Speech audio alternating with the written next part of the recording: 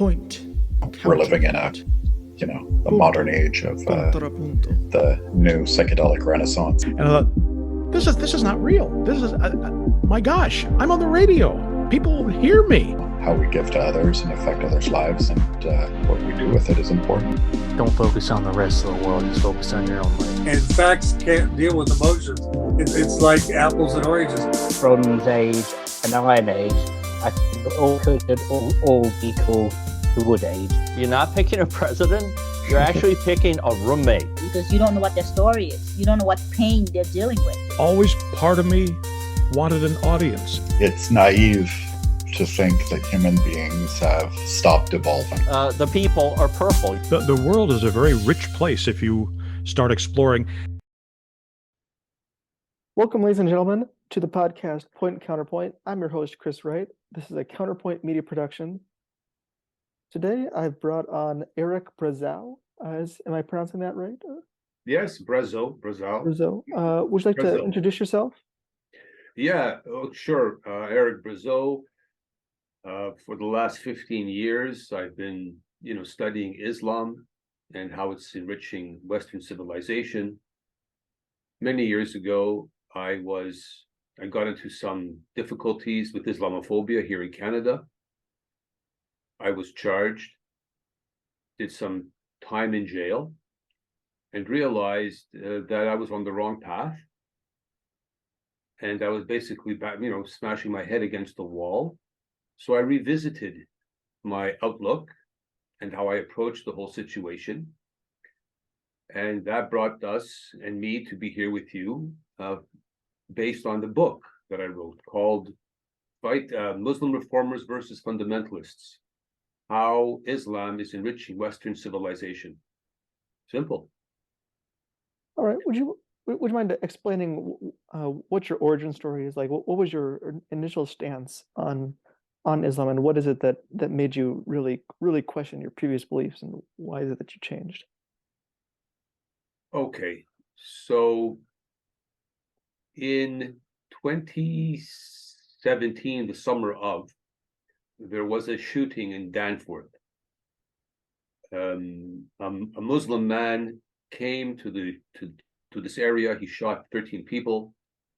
He killed 2 of them, all mostly women and all white women. And he specifically said to one Hindu person, "I'm not going to shoot you because you're brown." I went to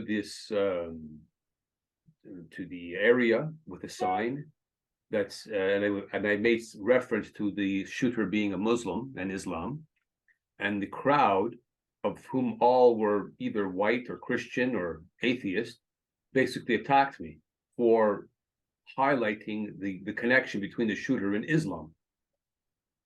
I was attacked by the crowd. The next day, I was alerted to a tweet put out by the Muslim Association here in Canada that denounced the violence against me and said, even though my views were repugnant, I have the right to speak my mind on any issue, and Islam does not condone violence. At that point, I realized that this might not be the case with this Muslim organization. However, they were using this as a means to promote for their propaganda.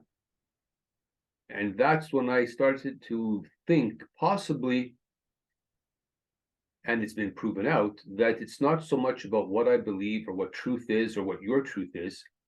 It comes down to who has the better propaganda and who controls the narrative. And then I revisited everything that I was doing and saying, and I went back and started a new path, a new tactic, if you'd like, new strategy. So at this point, which is highlighted in the book and in all of my posts, I see Islam as a fact of life that we must deal with, such as you might have to deal with the weather. You might have to deal with aging. You might have to deal with bacteria, sickness, lions. Islam is what Islam is. Whether I call it good, whether I call it bad, whether you call it beneficial or terrorism or misunderstanding, it is what it is. And labeling it one way or the other does little to help us understand what Islam is and how it's going to affect our future. Because at the end of the day, how it's affecting our future is what is important. How it's affecting our present life, how it's going to, contribute to the shaping of the future Western civilization. Is that a good? Some people might say we really enjoy what Islam is doing for Western civilization. Okay. Some people might say not so much. Okay.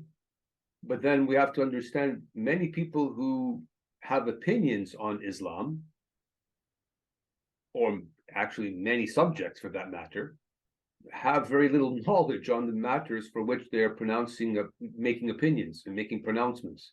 Would you agree? I suppose that would be true. So you said that Islam is what Islam is. What would you say that Islam is? Islam is contained. Okay. Islam is what the vast majority of Muslims believe it to be. Islam is what the vast majority of Muslim leaders tell Muslims Islam is. So I come back to this. A few years ago, there was a man in the bus here in Canada. It was Alberta. This man cut the head off of the man sitting in front of him with a knife, just cut off his head. He heard the man who did the cutting off of the head perceived that the man in front of him was Satan. And the voice in his head was telling him to cut off his head because he's Satan. Some people might argue that this man who heard this voice was wrong. And there was really no voice in his head. It was all in his imagination. It may be. However, the consequences are such that the man lost his head. So is it true? Is it not true? Is Islam true? Is Islam not true? Some people say, as I used to in the past, Islam is a bad religion. Islam is a false religion. Many people disparage Islam. Many people want to attack the Quran. They want to, say it's all made up. It never existed. Muhammad was, etc., etc. But is that important at the end of the day? What's important is, what do Muslims believe Islam is, and how many will act upon what they believe Islam is? It's actually rather simple to a large extent. So it doesn't matter what I believe Islam is, or what you do, or what they do, or Robert Spencer, or Pamela Geller, or Nigel Farage, etc. At the end of the day, what do they believe Islam is? And they will continue to believe what they want to believe. So whether we tell them they're wrong or we believe that they are wrong, it's of no consequence. Make sense? I see what you're saying. I think it is true that we do need to focus on what it is that the individual Muslims believe that Islam is. But I think we shouldn't completely discard the question of whether Islam is true or not, because I feel that brings us to.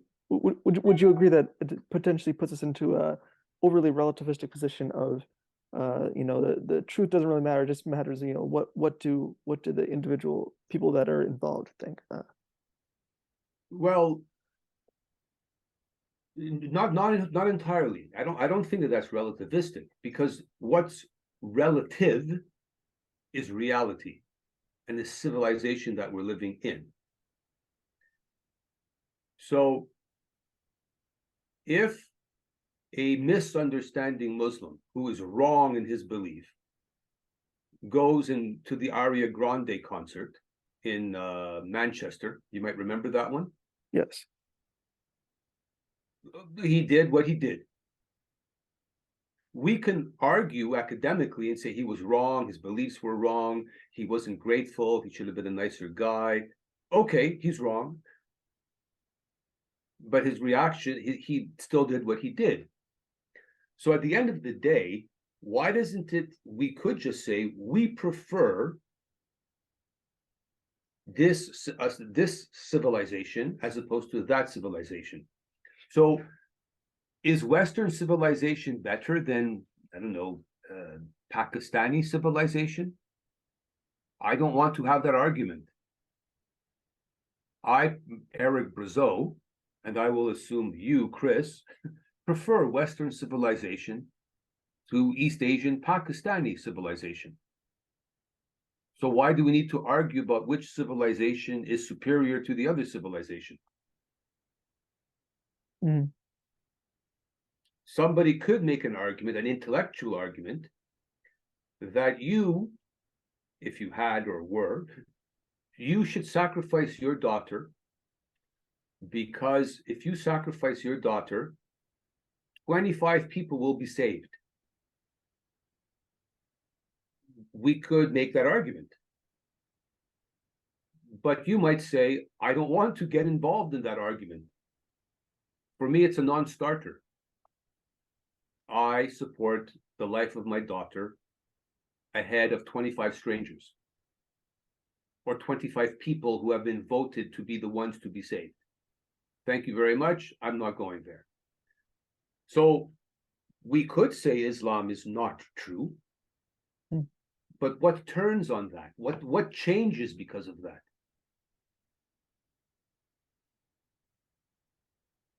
I'm asking you. Yeah. What changes? Well, what changes is it brings up a conversation, between Muslims and non-Muslims over the truth of the religion, of the various doctrines within it. And then you can get at a more complete understanding of what the truth actually is. So it opens up dialogue. Okay. That might be valid on a one-on-one basis. You have a friend, he's a Muslim, you're at a bar, you're having a conversation. But in the whole, have you ever met and tried having a conversation with a hardcore environmentalist who wants to cancel, meat, gas, COVID, all of it? If someone is completely entrenched on their side, they're not likely to accept anything other than their vision and their view. They're very far. I've had conversations with people who have written books touting the benefits of multiculturalism and diversity.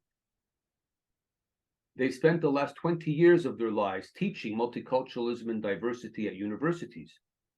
They're faculty members teaching multiculturalism and diversity and the benefits of multiculturalism and diversity and interfaith and all religions are equal. What do you think are the chances that people of this nature will even begin to admit the possibility that the last 20 years of all of their writing books and their prizes and their accolades are wrong? Oh no, not very high. They're too much devoted into that school of thought. Yeah. Right. So my book, my conversations are no longer, I'm not trying to convince or talk to people that are completely on the other side. If someone's a hardcore Islamist, he's a Muslim, his wife's a Muslim, he wears a long beard, it's a religion, understand this. It's not based on logic, it's not based on an argument. A large part of Islam, as many other ideologies, but specifically Islam, is you are mandated to not use your intellect. imams on my channel that I even write about this. It's very clear. They specifically tell you, do not use your intellect, because if you use your intellect, it could cause you to leave Islam. They've said that. Mm-hmm. Not me, they. Yes. So how can you have a conversation and argue with someone who specifically believes that if you start to make sense to him, that must prove that, then ergo that's proof you are the devil. Mm-hmm. Oh, you're not going to have a productive conversation in that case. No, I wasn't aware of that. They tell you not to use your reason. Very specifically. Interesting. And when I say this, I don't say they kind of say that. No, they say very specifically. Karim Abu Zaid, as well as others, have said, and Karim Abu Zaid, you can find him on my channel, my YouTube channel. Do not use your intellect, because if you use that methodology of using your intellect, it could cause you to leave Islam. Mm-hmm. Now, the story is, the hadith he recites is that the Prophet Muhammad told the companions that he flew to, when he went to the one-night journey there on the horse to Jerusalem and back in one night. Yes. And some people didn't believe him. And because of this, and this is in the hadith, this is in their doctrine, because they didn't believe him, they left Islam. But that's the hadith anyhow. So that hadith proves that using intellect to understand things which are not understandable is forbidden. Mm. You should just believe what you should believe because you submit to Allah. Mm. So Islam means submission. You submit to Islam. Yes. Yep. And that might be why nice, well-meaning people like yourself and others think, well, if we, just make a good enough argument and reach out and discuss with them, we will convince them. Mm-hmm. Sure, you may convince some, but what you and many would call hardcore ISIS, Taliban, the Boko Haram, Hamas, the rabid Islam, the Islam of 9/11 and the Islam of the London Underground bombing and Ariana Grande and the London Bridge and the Lee Rigby beheading, etc.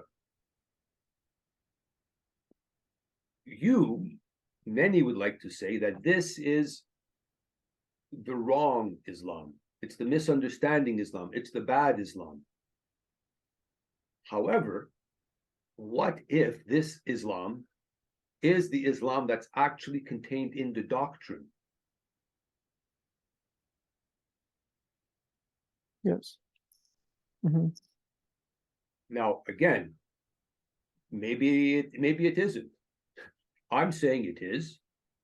Mm-hmm. It's in my book. It's very Yes. well documented. So the question then becomes, how many Muslims and what percentage of Islam is willing to act upon this doctrine? Mm-hmm. So if we take Christianity as an example, do all Christians go to mass every Sunday? No. No. Do all Christians let people slap their face from one side, slap my no? No. However, slapping my face and giving you the other cheek is a doctrine within Islam, within Christianity. Forgiveness of your enemies is something that's within Christianity.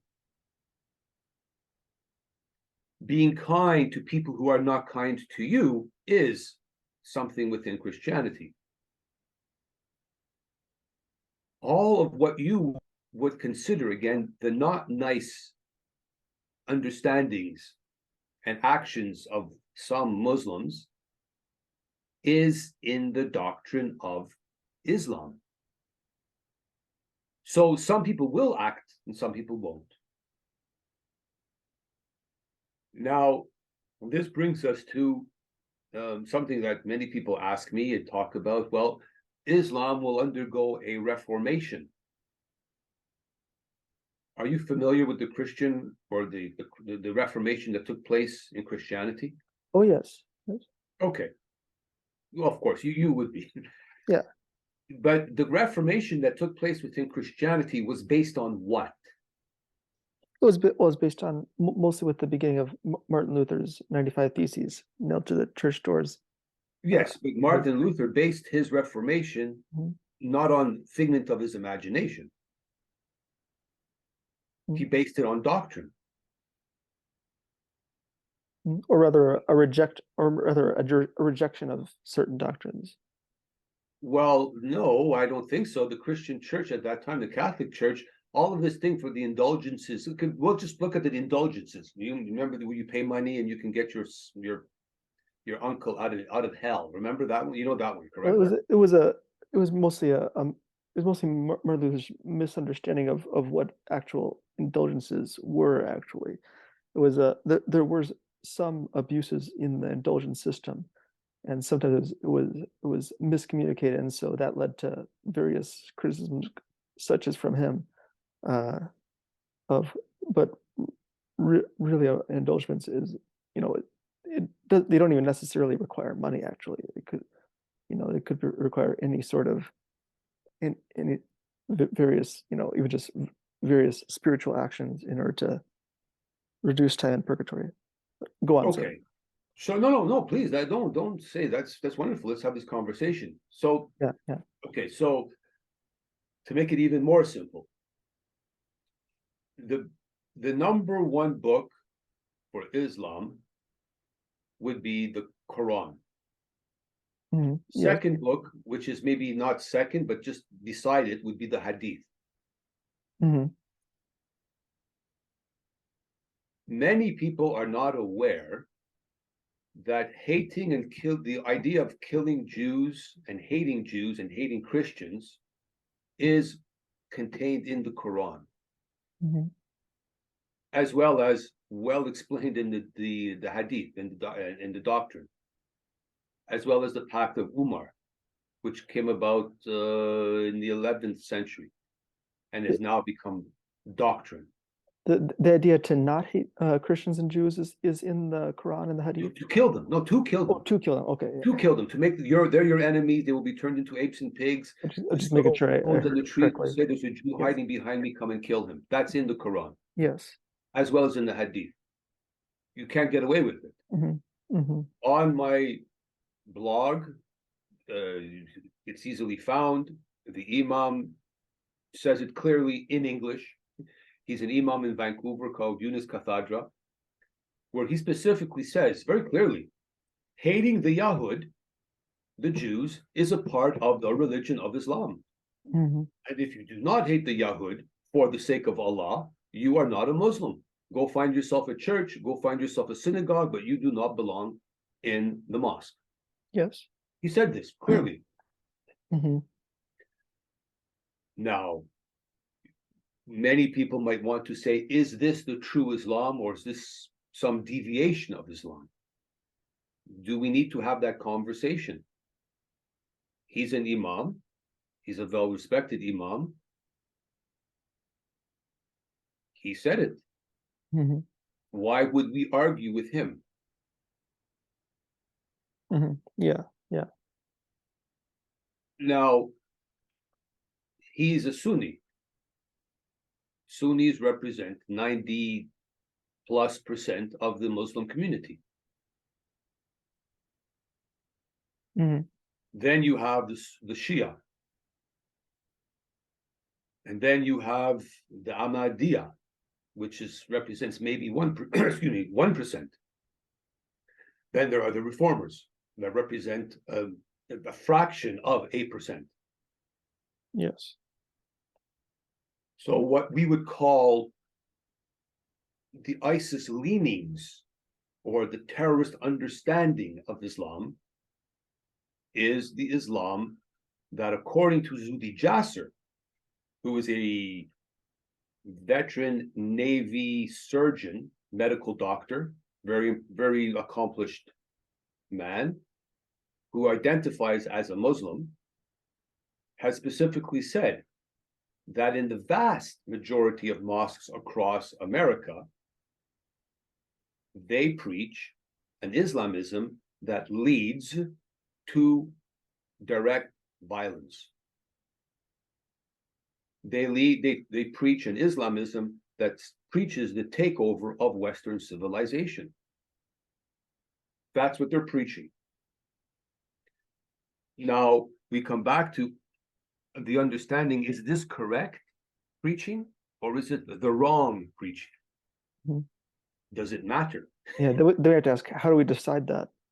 Well, does it matter? Well, how do we decide that? And does it matter if we decide that? If that's what they're preaching, that's what they're preaching. Mhm. If I wrote a book that said all people with the name of Chris on Tuesdays of the week should be killed, Okay. that's a very silly book and it's bizarre and it's wrong. But if I write enough of these books and send them out to enough people, there's going to be some nutcase out there who's going to read this book and join the religion of Eric, and he might look for people called Chris. Mhm. Of course, that would be the wrong thing to do, but he still could do it. So the whole ethos, the understanding of Western civilization, Christian civilization, is completely at odds with the basic foundational understanding of Islam. It's complete. I can't even begin to try to explain how at odds they are. Just look at, again, if you go to ericbrazau.com, even on the website, do you understand the concept of cuckold? Yes. Okay. In Islam, Islamic doctrine, by the way, as well, and very well entrenched both in Islam and Arabic culture, Middle Eastern culture, if you look at my wife,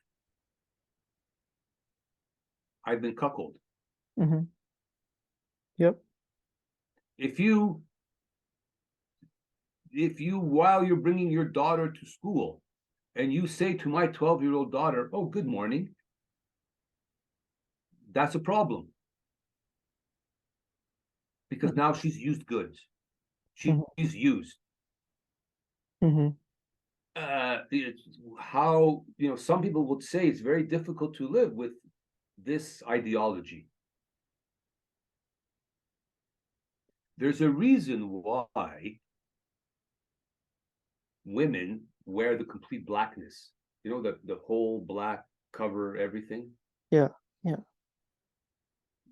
What's behind that?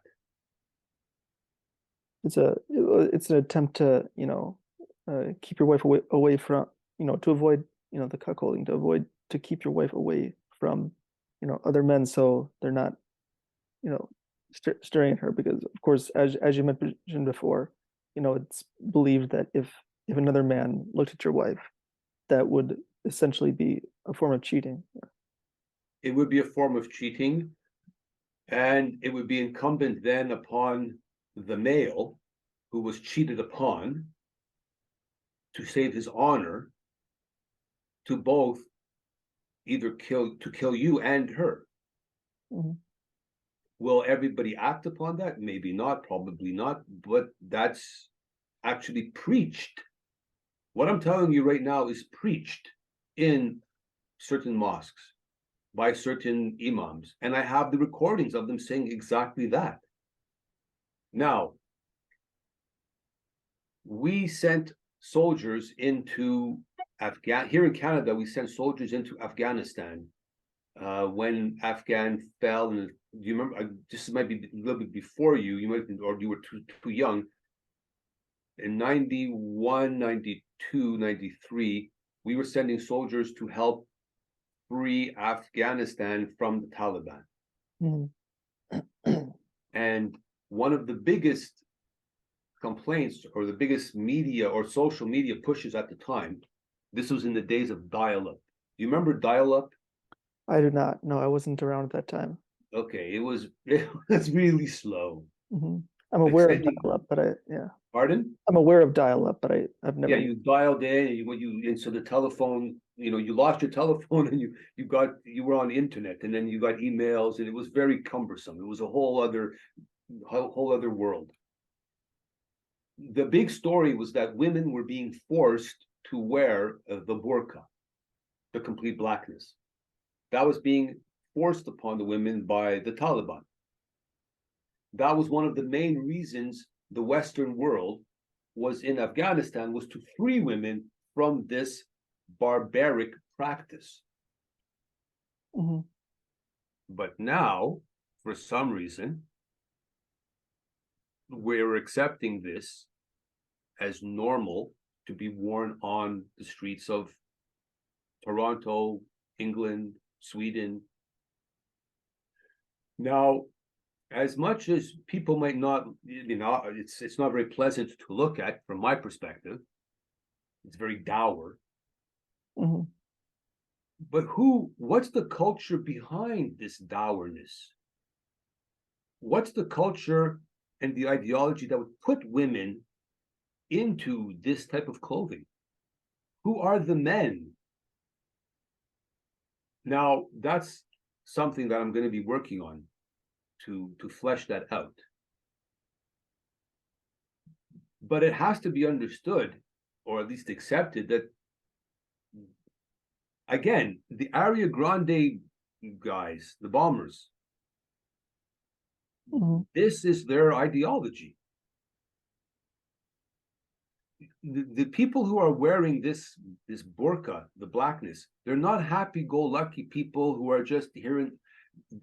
There is specific doctrine, again, and it's coming out of the mosques. The whole idea is to not integrate. Are you aware of that, Chris? Yes. Do not integrate. So, my book, Muslim Reformers Against Fundamentalists, helps the person in the middle understand what 90% of Islam is preaching Islam is. What are all of those madrasas in those Muslim schools all over the West? What are they teaching? It's in the book. Mm-hmm. All the links are there. The articles are there. The information is there. So you can't get away from that. So it's not Eric Brazau saying what I think Islam is, because what I think Islam is irrelevant. Mm-hmm. I'm just some guy. Mm-hmm. Even if I had a PhD in Islamic studies, I would still be some guy with a PhD in Islamic studies. Because even if you said exactly what Islam is, and you're completely correct, they just wouldn't listen to it all, because that's because they already have their own view of what Islam is, and they're just gonna keep going with that belief. Well, because it's the belief that they prefer. Mm-hmm. Yes. Because facing reality. And I'm sure many people have written about this. And sometimes reality is not pleasant, correct? Mm-hmm.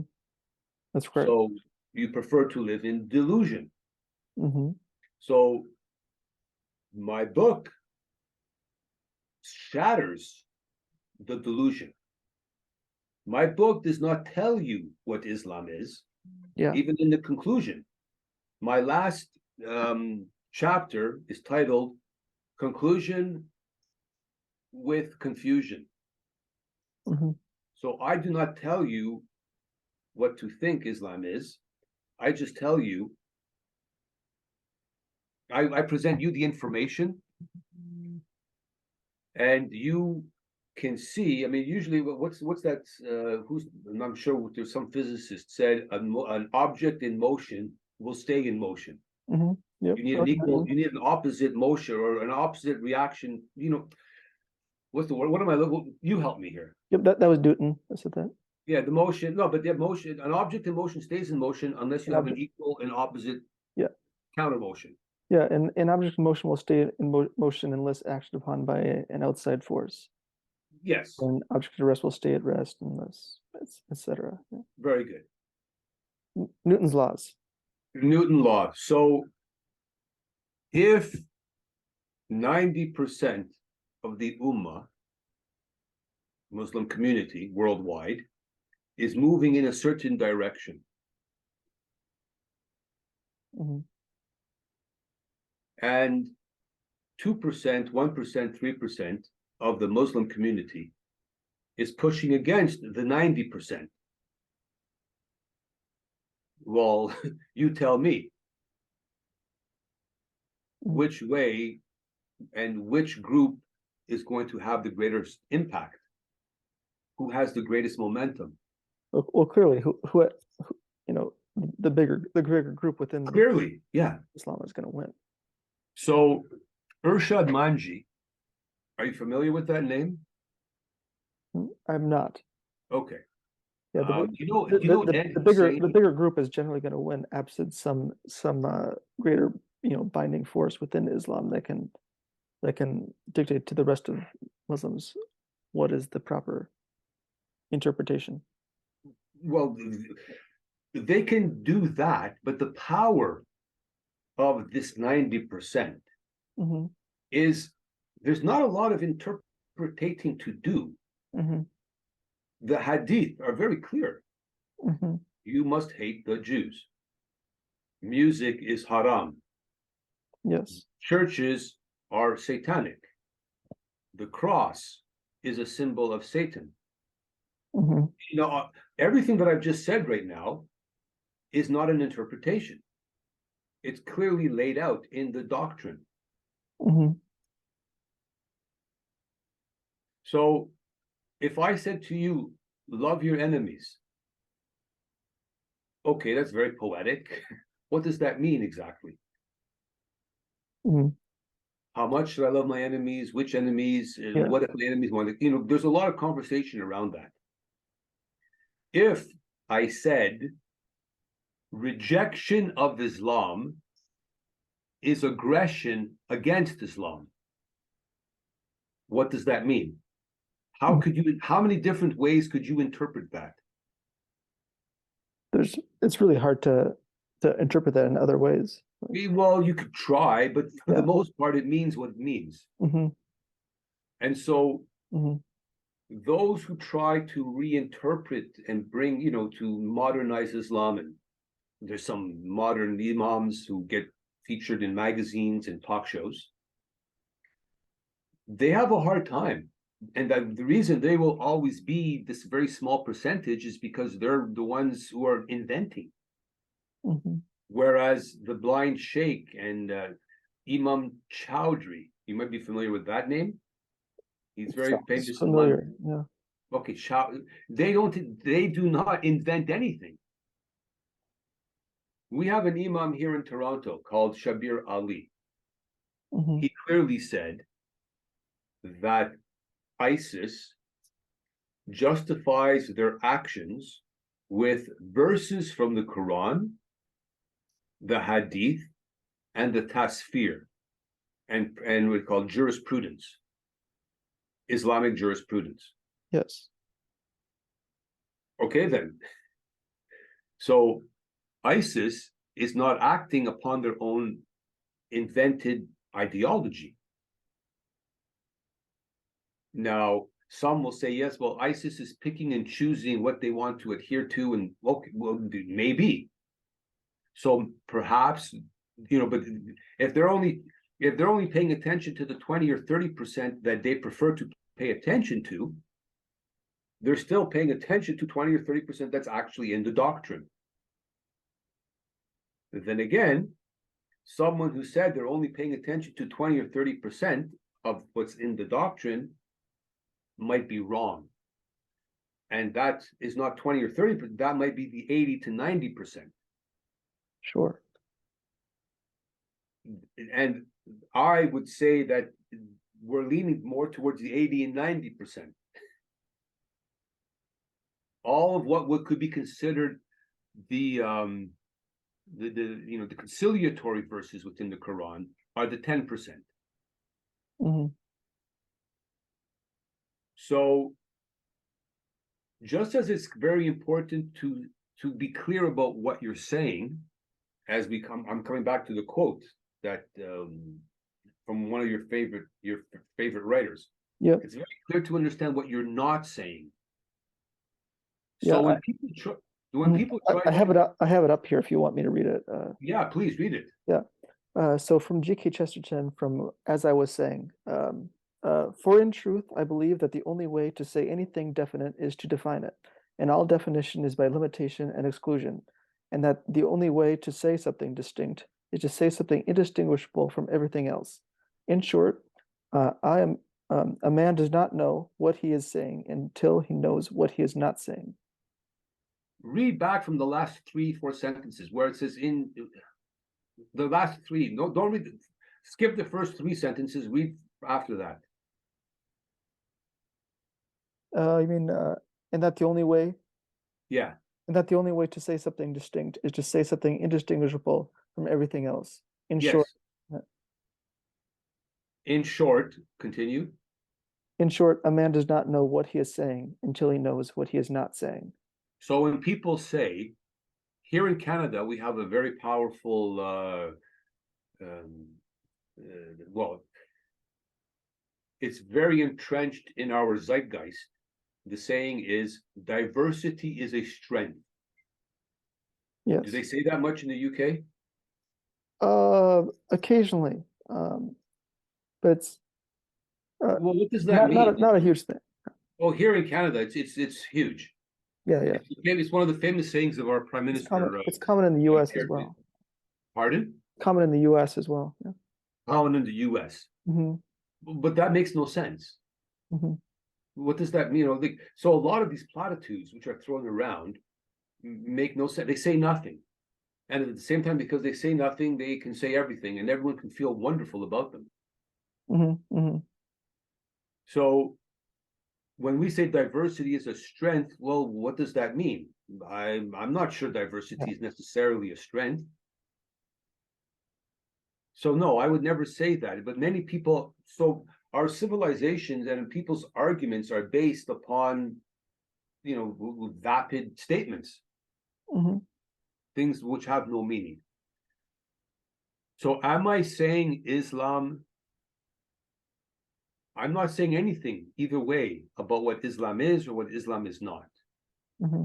Very simply, I present the voices of the imams and I present the voices of what are called the reformers.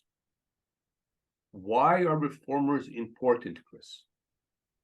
Because reformers allow everyone to believe that any day now, next week, next year, next decade, Islam will turn the corner and become what we all want it to be.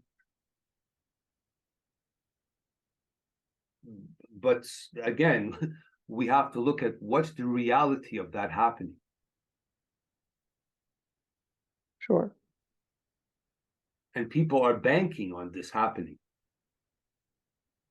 And then again, will it happen? Maybe 500 years from now, 1,000 years from now. But something we must think about, Chris, not many people are. And I approach this in my book also.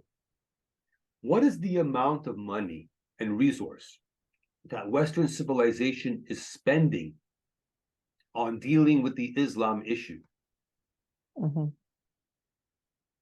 In Sweden, all over Europe, in Paris especially, France, they do not have enough security agents, personnel, to follow up on all of what are the known hardcore terrorists.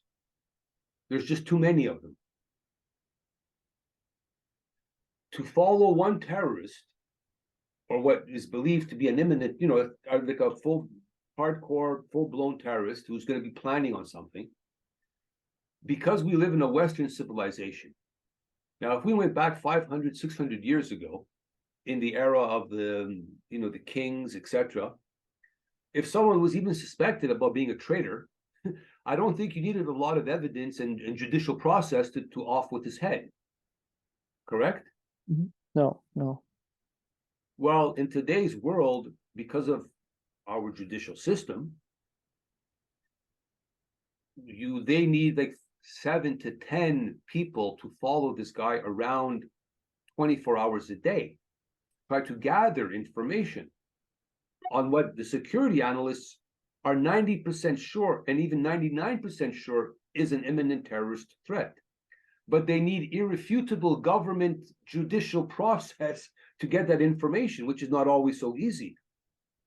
But they can get it after the fact. So our judicial system, for the most part, we assume everyone is not a criminal until they're proven to be a criminal. So a terrorist, to some extent, is not a terrorist until he performs the terrorist act. Yes.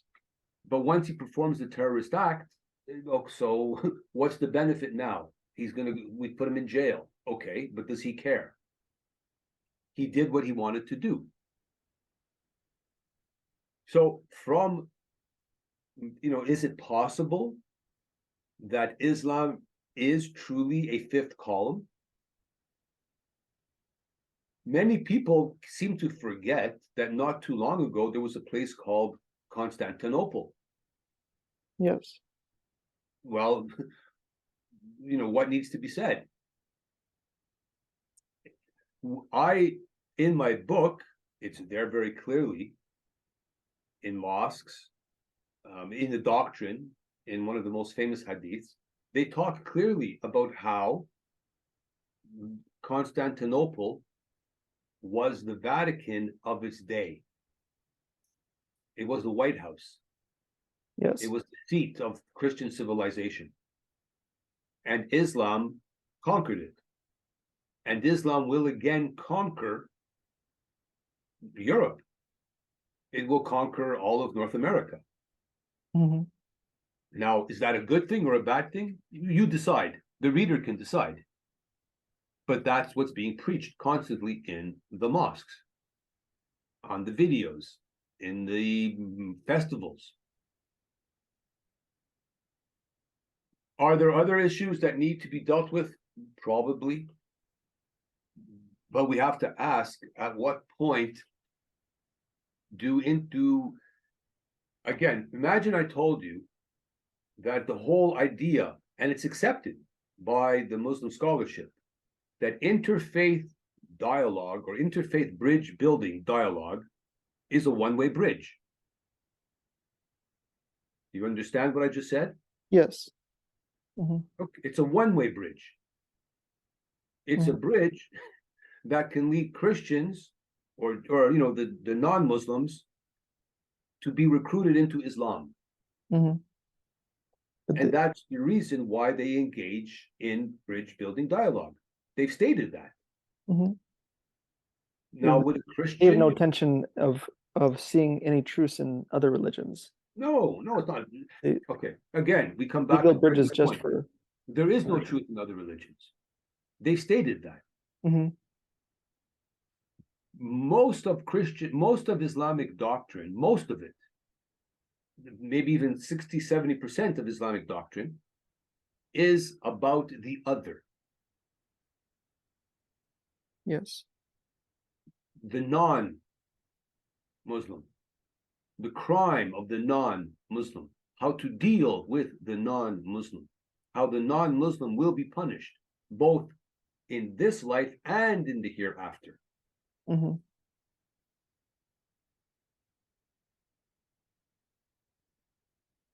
So, why did I write this book? Because no book has been written the way I've approached this. And the problem, what's difficult with my book is it's not targeted to, for example, if I was writing a book on, why I hate Donald Trump, people who hate Donald Trump would want to read my book, possibly. Yeah. And there's a lot of people who hate Donald Trump. Mm-hmm. Or if I wrote a book, why I love Donald Trump, the people who love Donald Trump might want to read my book. Mm-hmm. But if I wrote a book that said, understanding the complexities of Donald Trump, Yeah. Well, it's neither for Donald Trump and it's neither against Donald Trump. So, who might want to read that book? Some people will. But, yeah, but people on both sides would want to read that. Pardon? People on both sides would want to read that for different reasons. Well, to some, yes, and here's the most people. Now, I think so. I think maybe I'm wrong. Most people want their biases confirmed. Yes. Whereas my book doesn't state a bias. Mm-hmm. You just let them speak for themselves. Right. So, but because my book doesn't state a bias, who's the audience? Mm-hmm. Therein is the tricky part. My audience, or the audience for the book, actually is people who have a very specific bias, either for or against Islam. Mm-hmm. But my book is not marketed that way. Because ultimately, my book is neither pro nor con. It just lets Islam speak for itself. And it's difficult once you finish the book to not truly wonder, what have we done? Yeah.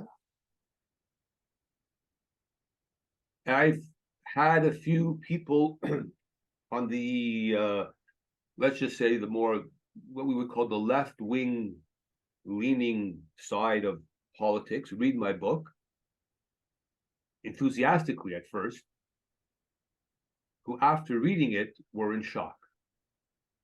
Yeah. And they were, well, we weren't expecting this. Well, and so I asked them, so what were you expecting? I don't know, but I wasn't expecting this.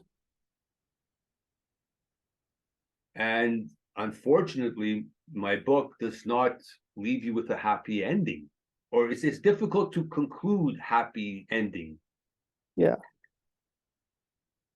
It's simple. So at the end of the book, you come away saying, well, is there any alternative? And what my book is designed to do, I hope, is to start a conversation. Mm-hmm. Do you know there's a man in the UK, his name is Ed Hussein. Mm-hmm. He features in the book to a small extent. He's a Islamophobia terrorist expert. Okay. He advises the British government and governments all around Europe on how to defeat terrorism, etc. He has a PhD in Islamic terrorism studies. His name prior to that escapes me, but his name is not Ed Hussein, but he goes by Ed Hussein. You can find him online. Mm-hmm. He was the main recruiter in the UK at his university for Hizb ut-Tahrir and some other terrorist organizations that sent fighters to fight for ISIS. Wow. Yeah. And everyone knew he was doing this. He was doing this. He never went to jail. But now he writes books. He has a degree, he teaches at some university, and now he lectures people on how to fight terrorism. He's on the reformer side. He's reformed, yes. He's reformed. Hmm. What would you say is But- your Pardon? what would you say is your main goal with the book? Would it be to it's mostly just to open up the conversation and a greater understanding of Islam, or To get people to actually have a conversation yes. and to face the possibilities that what we call the bad Islam will never go away. Hmm. You'll have more of it, you'll have less of it, maybe. But wherever you have 1,000 Muslims, a percentage of them will be, quote unquote, ISIS Muslims. Yes. The only issue or the only variable is what percentage. Will it be 5%? Will it be 20%? Will it be 30%? Now, I would say that the vast majority of Muslims are leaning towards what we, ISIS, Taliban style Islam. Really? The majority, yes, they lean towards that understanding. Now, again, I go through all of the statistics by Pew Research in the book. A large majority of Muslims agree that violence for the insult of Muhammad is sometimes necessary. Hmm. They say, yes, it's sometimes necessary. Now, not all, the vast majority would not actually do the violence themselves, but they support some violence for insult to Islam. Yes. So if someone supports some violence against Western civilization or Western civilians who insult Islam, would you consider him a terrorist? I don't know. What's the answer to that? Hmm. Yeah. But is that terrorism? Was if sure I missed a couple of the words there. What was if it was someone who If someone supports violence against civilians who insult Islam, yes. but would not do the violence himself, Hmm. Hmm. is he considered a terrorist? I suppose it wouldn't Maybe. be. I suppose it wouldn't be terrorist per se, but it'd be sympathetic towards terrorism. Oh, Sort of. okay. There you go. That would be an easy thing to. So it's easy. So when Ed Hussein was recruiting for Hizb ut-Tahrir and to send people to fight for ISIS in the war, against British troops, Yes. he wasn't doing any violence himself. Would he be considered a terrorist? Mhm. Depends. Enabler, I suppose. Enabler, sure. So then the point then becomes, when is it a problem? Is somebody only a problem when he puts the backpack on his back and then goes into the subway to explode? Hmm. Or is it a problem when he starts to like this ideology? Or is he the problem when he just puts the backpack on, or when he takes the backpack and gives it to someone else? Right, or when he gives material support. Kind of like an assist, like in basketball or hockey. But Yeah, you got an assist, right? Yeah. Or what about an assist to the assist? Where does The guy it? who buys the bus ticket for the terrorist to go, or the guy who just goes to the mosque and helps clean the mosque, or fixes the door when you walk into the mosque. Someone, he's the maintenance guy at that mosque, and he does it as a volunteer because he supports the mosque. Yes. And that mosque is the one, like there's a mosque called Greensbury or something, a very famous mosque right in the UK. So how do we deal with that? When is it a problem? How far does it need to go before it becomes a problem, or before you can say it's a problem? These are the conversations that my book highlights. It makes it that you cannot avoid that conversation. Mhm. Yes. And I think we need to have that conversation sooner rather than later, Mm-hmm. And because at some point you would it say becomes you say this annoying. conversation you say this conversation is the solution to the problem, or it's the beginning of the solution, or maybe there isn't really a solution, or The no. solution is, I'm not even sure, I'm not even going to say that there is a problem, Mm-hmm. because you can only have a solution to something that you define as a problem. Yeah, yeah. I'm saying, as a matter of default, we seem to be rushing towards multiculturalism and diversity without truly understanding where this is leading us. Mm-hmm. It's going to lead us somewhere. Mm-hmm. The England of today, 2023, is far different than the England of 2050. Yes. Or sorry, 1950. Yes.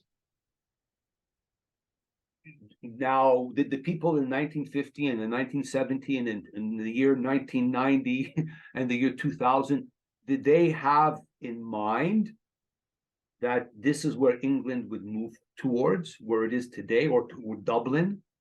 Mm-hmm. The Dublin of, you're in Dublin, correct? I'm in Edinburgh. Oh, Edinburgh. Well, the Edinburgh of today is different than it was the Edinburgh of 50 years ago, and that's a very short amount of time. Yes. Now, who decided on this Edinburgh that we have today, as opposed to the Edinburgh that you had 50 years ago? The people. Who decided this? The people make up the culture. Yeah. Right, but who decided to change Edinburgh? I suppose it was kind of a gradual change, you know. But my point is, did anybody actually say, yes, for example, did anyone say, I want Edinburgh to be more like, I don't know, like Pakistan? Mhm. Did anybody actually vote for that? No, no. Okay. But there's, I don't, not, I mean, it's started, I suppose we started having more and more as various immigrants started coming over from various Islamic countries. And so now there's, Right. you know, there's a mosque But- and there's a number of Islamic restaurants here. But Okay, you kind of mumbled up your words there. Can you? I'm not sure what you I just said. suppose, I suppose it kind of slowly started taking place as various Muslim immigrants came from different Islamic countries. And so, you know, there's a mosque here and there's a number of Muslim restaurants. Okay. it- Well, you can't really have a Muslim restaurant, Well, because no, but it's, Muslim is a religion. that's true. But owned by Muslims, you know, it Well, could you're be talking about Pakistani, Pakistani Afghani. food. That's the culture. Yeah, yeah, yeah. That's what I mean. It's like you can't have a Christian restaurant. That's true. Yeah, yeah. Pakistani restaurant, Lebanese, etc. Right, but you see, my point is, here you are, a very well-read man, extremely well-read, Mm-hmm. reading what we just read, that quote. Mm-hmm. And look at the mistake you just made with your wording. Yes. And if you can do that, Mm-hmm. what does that say for the average person who, you know, they don't make their living with words, with ideas and thoughts? Well, they'll probably make even graver More. mistakes. Yeah. So then my question to you becomes, how, for all of the benefit that, you know, a couple, you know, restaurants and, you know, Afghani restaurants, Persian restaurants can bring to Edinburgh, Mm-hmm. what is the flip side? Mm-hmm. So when you know, did anybody actually weigh all of this out 50 years ago? Was that even a conversation? It really wasn't, because It wasn't. It's not something that was really in the conversation at the time. Because if you ask someone like, what's Edinburgh going to be like once more Muslims started coming into there, it's like, what? How? I don't foresee that as a possibility. But Right, but then the it just question wasn't. becomes, is so then why was it decided Mhm. that more Muslims in Edinburgh is a good thing? I'm not saying it isn't a good thing. It's part of the multicultural. Well, okay, so then Yeah. very good. So then who said multiculturalism is a good thing? Why is multiculturalism necessarily a good thing? Again, I'm not saying it's a bad thing. It isn't But that necessarily conversation was never had. Mhm. It was just kind of steamrolled. Multiculturalism is good, diversity is good, we need to be more multicultural, we need more diversity, and then everybody kind of just went on the bandwagon, and now Europe is what Europe is. Yeah. So ask yourself this, and again, this is a question, again, these are the questions that need to be asked, and this is the conversation that needs to be had. If we had no Muslims or no Islamic culture in Edinburgh, right? Like just overnight, boom, some magic genie fell down from the sky and made all Islam disappear from Edinburgh.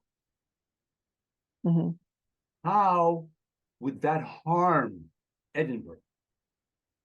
Again, I'm not saying either way, but that's a conversation that could be had.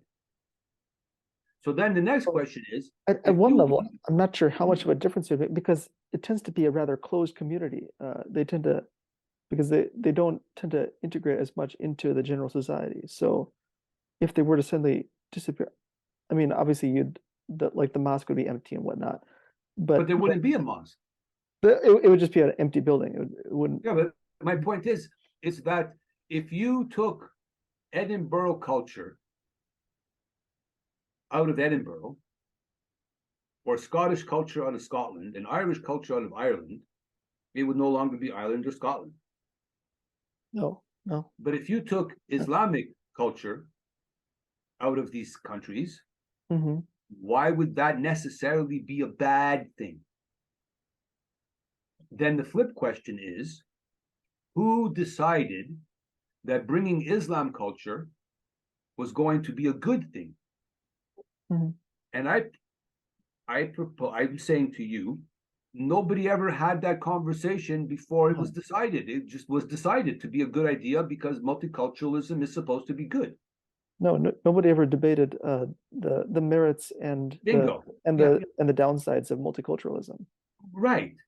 Somehow, some people just decided to spread the idea that multiculturalism and diversity is a good thing. Yes. In and of itself. However, in Canada, we used to have diversity. We had German people, Irish people, Scottish people, Canadian people, French people. Mm-hmm. That's diversity. But at the same time, what was not diverse is everyone was European. Yes. Everyone was Western Judeo-Christian values. Mm-hmm. Then someone decided, no, we must throw into the mix Asian culture. Mm-hmm. And then we got what we got. Yeah. Some people would say it's better. Some people would say it's not better. Mm-hmm. So again, you and all of your friends can ask, well, why will Edinburgh, or why will Scotland or England or UK or Manchester or Sweden or Malmo or, Bern or Brussels, why will it be better when it has double percentage of Muslim culture? Mm-hmm. And some would say it won't be. So if it won't be better with double the Islamic culture, why would it not be better with no Islamic culture? Mm-hmm. As somebody said a little while ago, how many curry shops do you need in a city to be able to go to a restaurant to eat curry? Mm-hmm. Do you need 1, 2, 5, 20, 30, 60, 80, 100, 1,000? Yeah, I mean, at a technical level, I mean, I guess you just need one just in order to eat curry, of course. At some point, if you really like curry, you might want a couple options. So maybe one's not as good as the other, but sure. But you see the point. Yeah. So all of these conversations are never had, and my book is focused on here I present to you the two voices of Islam. You, as the reader, will come to conclude which Islam is moving forward, Mm-hmm. and now you live with that. Mm-hmm. Which voice of Islam would you say is the true voice? Is the way to move forward, though? I'm not understanding your question. Which voice of Islam personally would you say is the more correct one? Is the one that's going to move forward? Well, the more correct one would be the one that's closer based to doctrine. Mm-hmm. Mm-hmm. It's based on doctrine. It's also based on what's called the caliphates, the first four, the Rashidun. Rashidun are the first four caliphates. Then you have the companions, which is the Sahaba, which are the people who live with Prophet Muhammad. Yes. They left a legacy of what they say Islam is. Mm-hmm.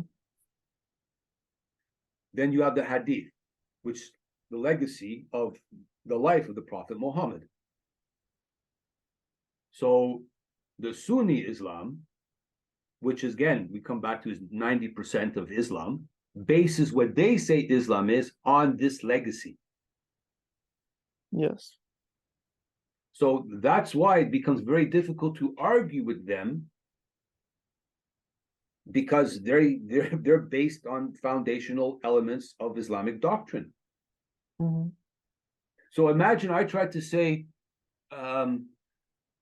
Christianity really is about, it would be difficult to take Jesus out of Christianity. Mm-hmm. Correct? That's true. Well, it would be difficult to take Muhammad out of Islam. No, yeah, of course. And so Muhammad said what he said as per Islamic doctrine. I'm not arguing he did or he didn't say it. I don't know. But they've recorded books and hadith based on what they say he said. And upon this is what is built Islam. Yes. There's hadith that specifically say there are 5 ways to kill homosexuals. And one of those ways is you burn them alive. Very clearly. Yes. Number 2, chop off their head. Number 3, throw them off a cliff. Mm-hmm. Number 4, stone them to death. It's clear. Yes. There's a hadith about stoning women who commit adultery. There's a hadith about the Prophet Muhammad having a woman stoned to death. Yes. However, he first allowed her to give birth to the child.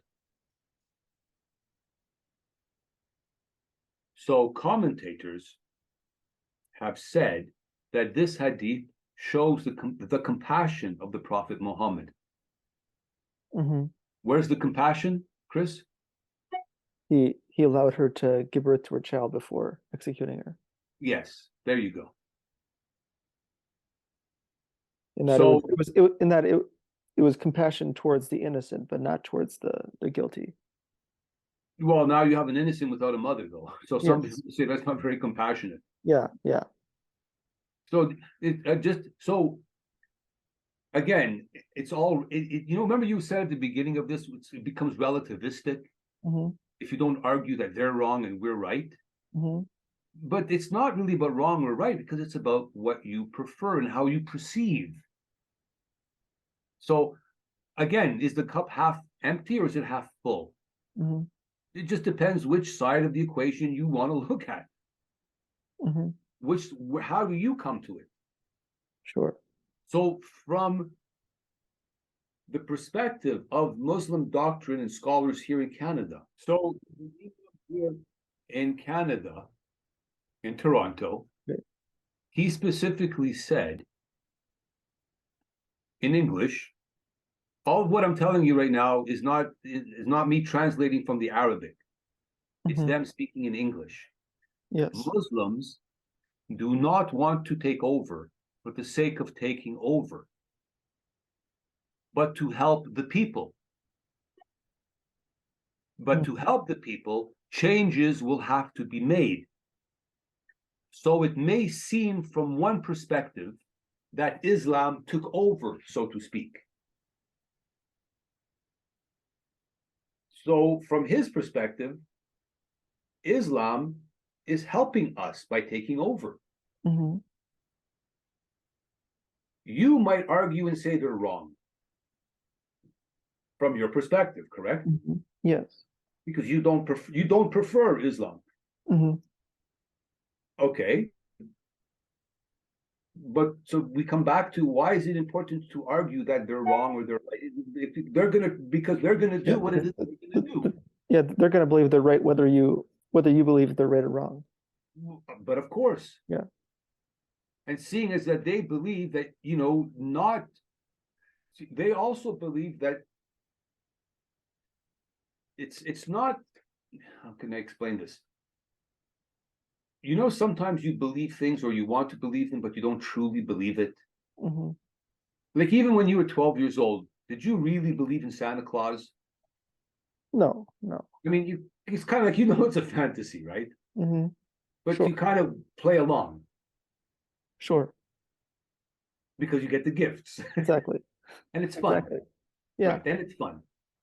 But for many Muslims, the idea of hellfire and eternity and 72 virgins Mm-hmm. is a reality. Yes. It's as real for them as you looking at the nose on my face. Yes. So where's the conversation? They're going to do what they're going to do. And if you try to prevent them, that's proof that you are evil and satanic. Mm-hmm. This is all clearly defined, comes out clearly in the book. It's not a very expensive book. You can read a lot of books. It would be good if you bought the book. I think you might be able to get it from Amazon. Do they have Amazon in where you are? Oh yes. Oh yes. Okay. It's 200 pages. If you read lots of books, you could read my book in 2-3 sittings. It's very simple. And I wrote it in a manner so that a simple person can read it. It moves along. It gets to the point. Short sentences, nothing too convoluted. I tried to stay away from all this convolutedness. Yeah, that's good. I mean, a simple, a waitress can read this. I mean, a waitress on her coffee break over a week, reading it at work, 20 minutes at a time, could read it in a week easily. Mm-hmm. If you flip through it, you can flip through it in 2-3 hours. Just look at the highlights in certain chapters. Sure. All very well marked.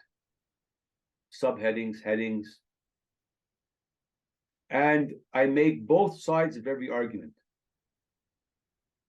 Because the arguments are presented by the fundamentalists and the reformers. So everything that we consider Western civilization, reformers like. They like LGBTQ rights, they like freedom of speech, they like music, you name it, they like it.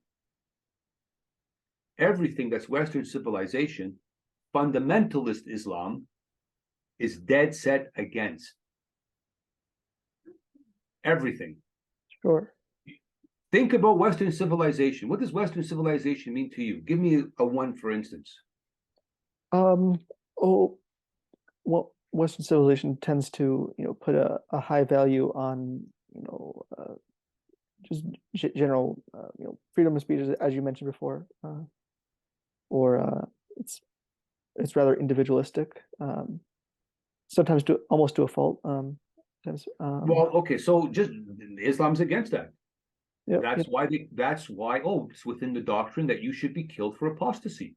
Yes. That's just not something some nutcase Muslim imams are saying.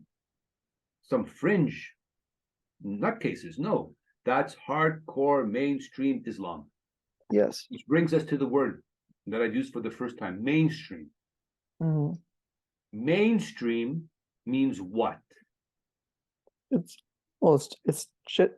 generally the most commonly the most commonly accepted form No. and practice of. Well, okay.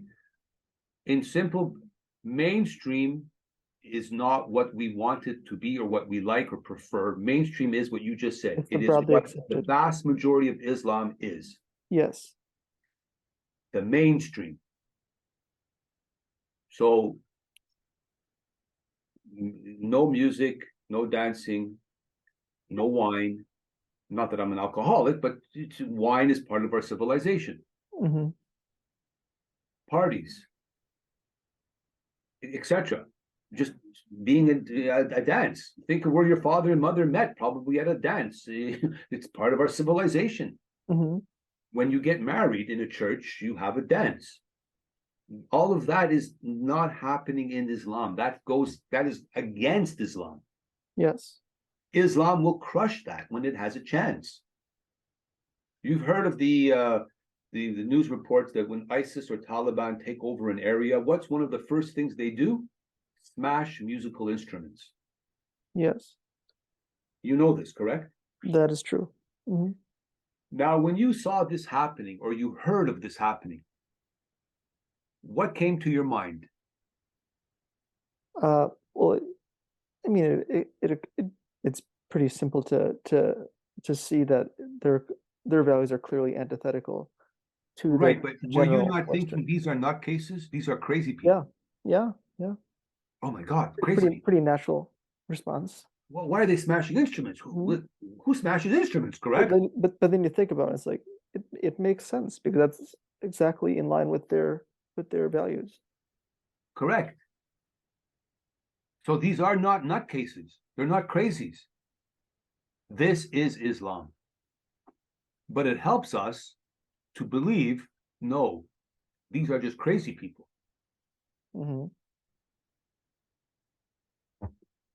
There you go. That's main. So it could be argued that ISIS, Taliban, Al-Qaeda are mainstream Islam. Their values are mainstream. Now, obviously, you don't have people here.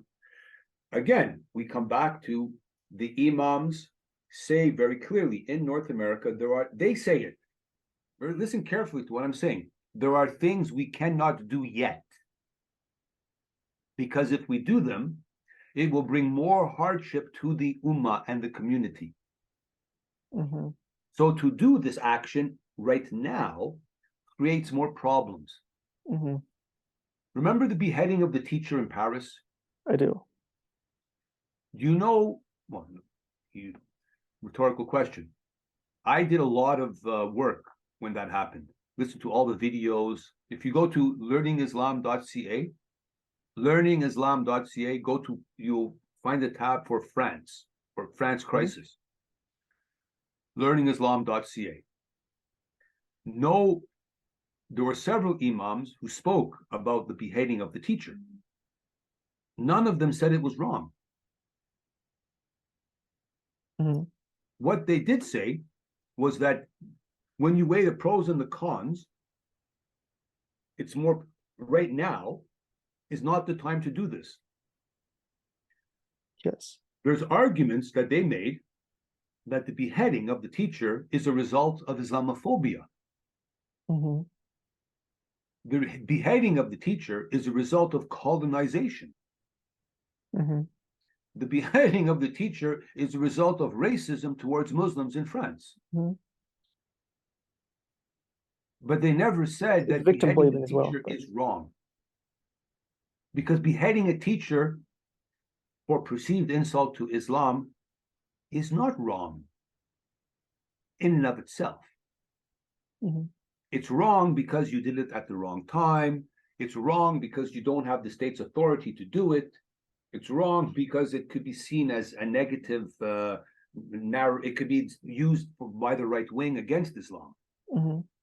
That's why it's wrong. But none of them had any concern for the life of this teacher in the slightest. Hmm. So, unfortunately, for some reason, I have taken it upon myself because of various circumstances that built up in my life to dive very deeply into this whole issue of Islam. Yes. What they say, what they teach. What are they saying? Also, not so much only what are they saying, but what are the greater implications of what they say?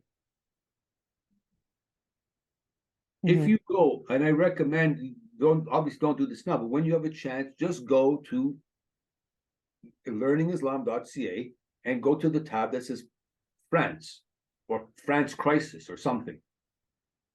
Okay. It's only 10, 15, 20 videos, and all of them are 3 and 4 minutes long, because I would listen to an hour video or 35 minutes and cut it down to what was relevant.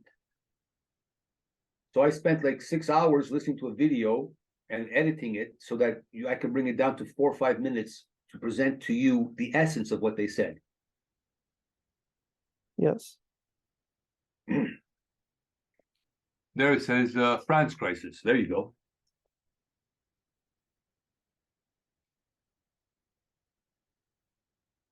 Here it is. Yeah, there it is. Click on, again, it's amazing. And none of this is hidden. It's all for plain, it's there in English. They say it, they go on and on.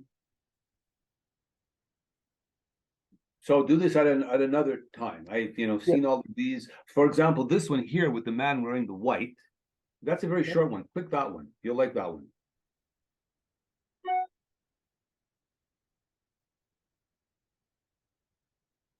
Not too long ago, a teacher in France chose to show those insulting cartoons to his class at a school. And of course, some of the Muslim students who were there were very annoyed and upset, and they objected, as did their parents. And they spoke up, but nobody bothered listening to them. Nobody paid any attention to them.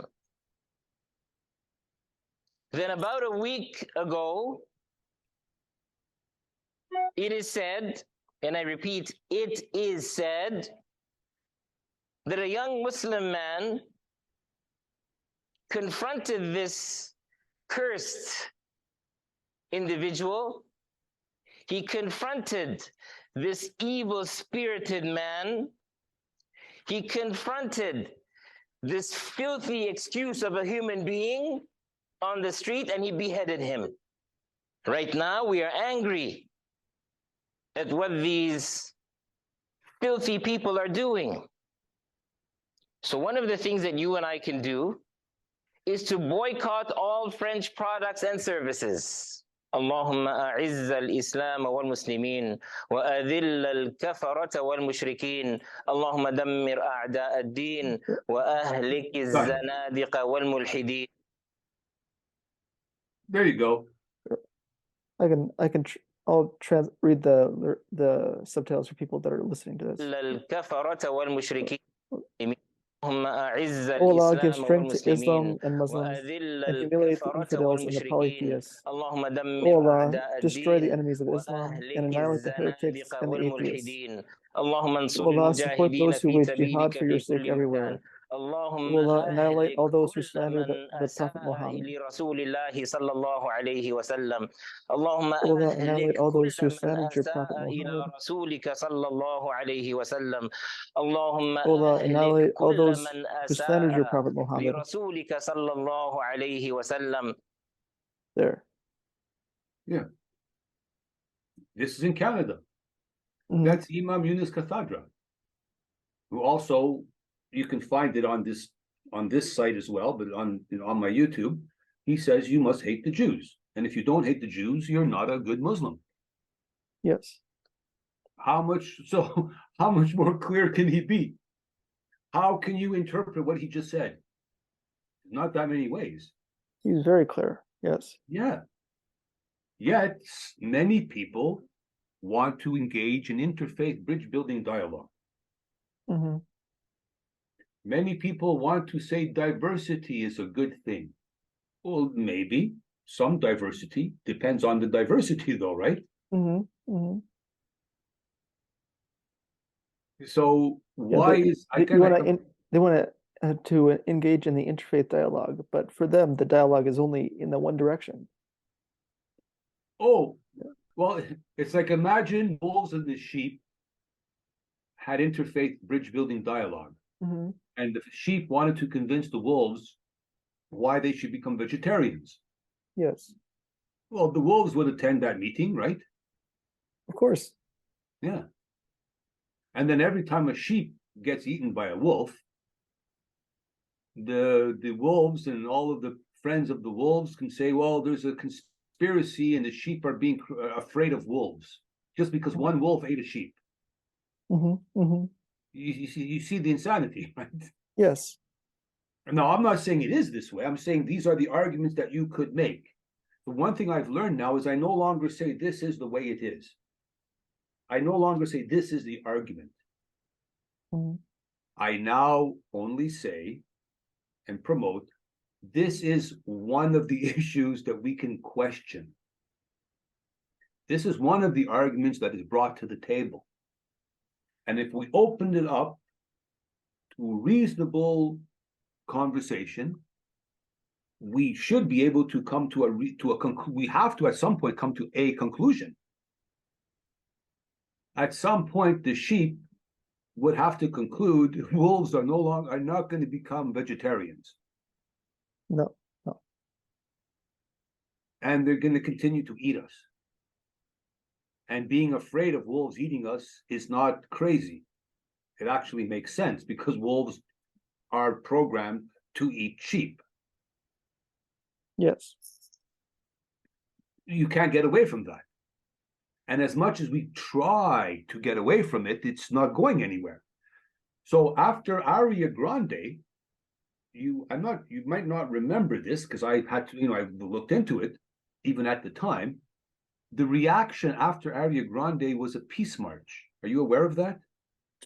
I don't remember the Peace March, but I remember the Ariana Grande attack. Well, when I said it wasn't really a peace march, they gathered outside the area and sang songs.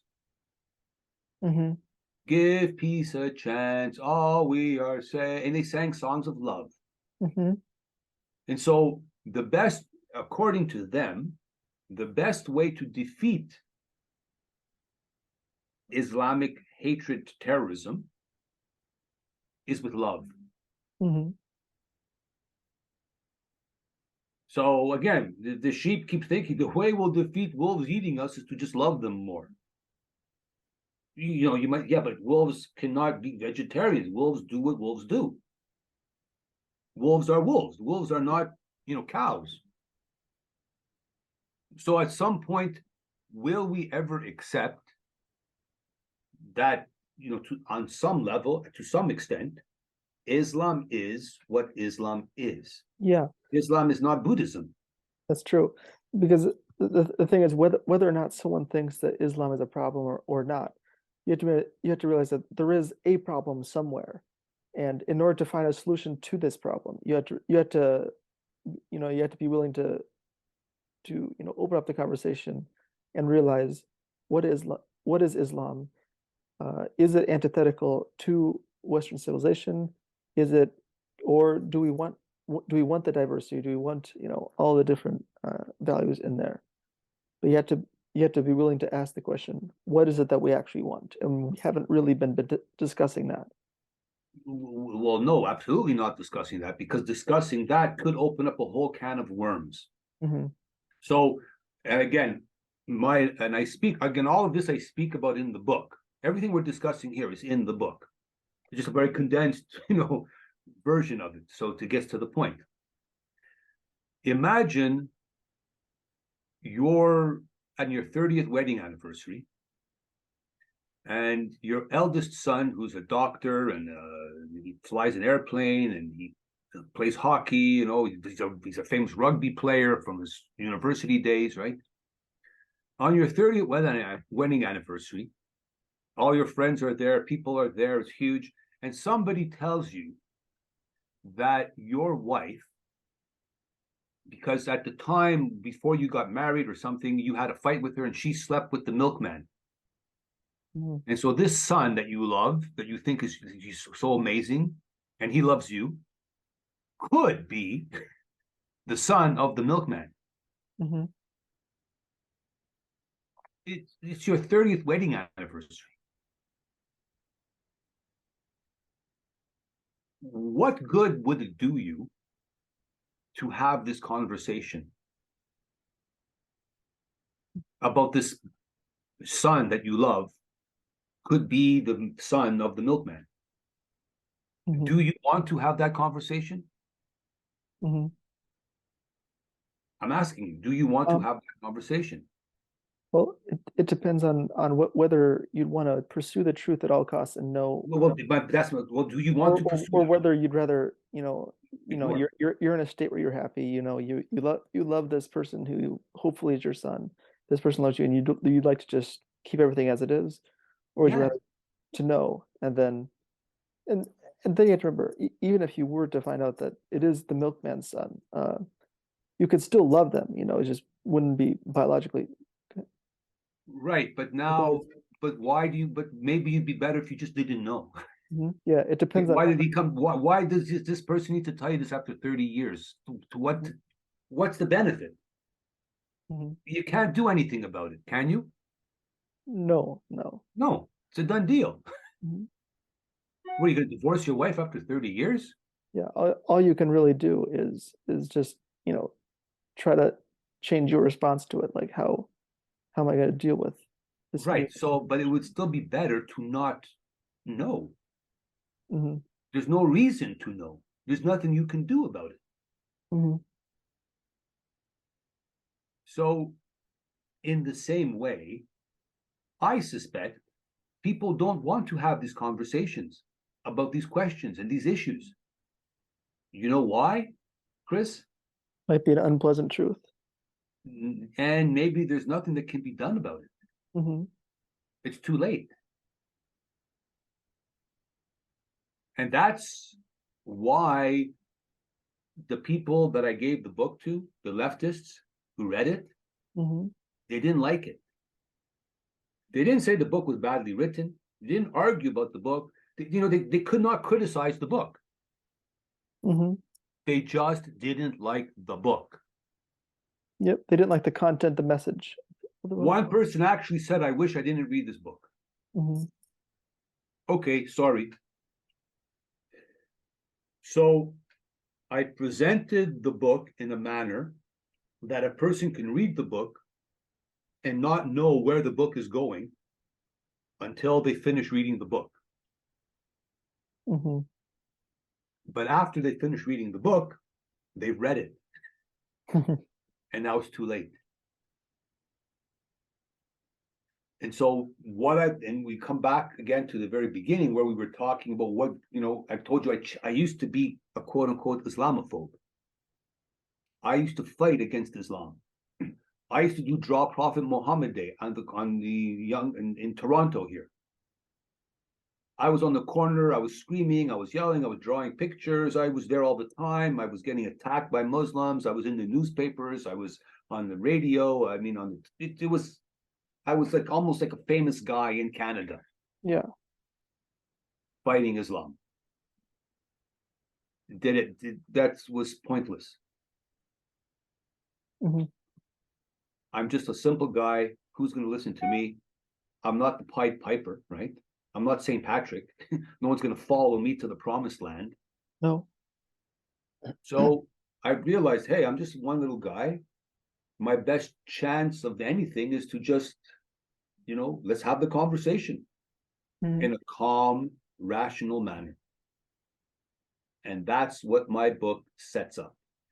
And the reason I think you will like my book on Amazon for $19.95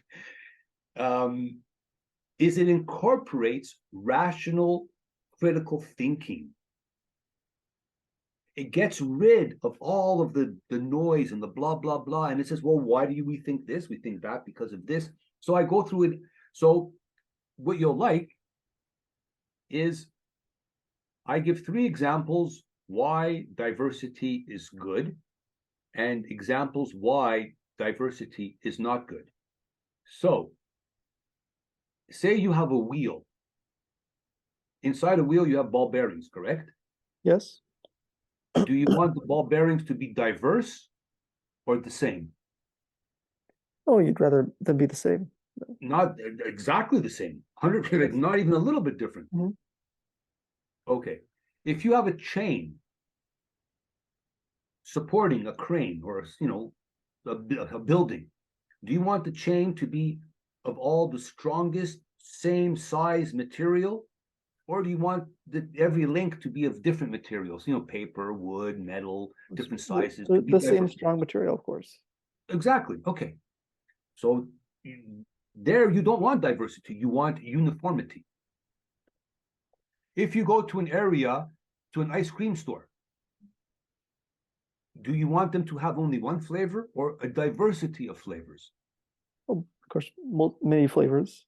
Bingo. So their diversity is good. So diversity is neither good nor bad. Diversity is just diversity. Yeah, I suppose it depends. Like, for example, in the case of the ice cream, it would be a case of taste, where different people have different individual tastes. Whereas in the case of the links of a chain, it's more objective. It's you have a concrete goal that you're going towards. It's not a matter of taste. It's if we're putting together, it gets down to the debate of when you look at what we want society to be. Do we have a concrete goal of where we want to end up, or is it all a matter of individual taste? And that's really where the debate lies. But we haven't had this debate. Exactly. Yeah, that's what we need to discuss. Well, we should have had this conversation 20 years ago. Mm-hmm. Before you were born, we should have been having this conversation. Mm-hmm. But now you're stuck with the decisions made 30 and 40 years ago about diversity and multiculturalism, etc. You don't have a say in that. No. And I'm pretty sure your grandparents didn't have this conversation either, because it was just decided from the United Nations. From the elites made all of these decisions. Yes. So how then can we empower the normal person, the average person who's not as university academic, to say, hey, wait a second, I'm not crazy. I'm looking around, and because a lot of people realize that maybe this whole diversity thing, et cetera, is not so good. And they don't like it, but they don't know how to express it because they get shut down by the academics. Because they've already decided we're not having this conversation. And you are a bad person. Mm-hmm. If you want to have this conversation, you're just a bad person. So my book empowers a simple person to say, hey, wait a second, okay, yeah. And then they realize the questions that they can ask and the way they can cut through the obfuscation, which is a nicer way to say bullshit. There's a lot of people say a lot of words that mean nothing. And that's why that quote that you read, and I said, wow, I love this. This should be everywhere on bumper stickers all the time. This should be the new mantra. Don't just say be clear on what you're saying, and be clear what you're not saying. And let's argue the issue, not the sidebar issues. So that's why the idea of, is Islam true or not true? That's interesting.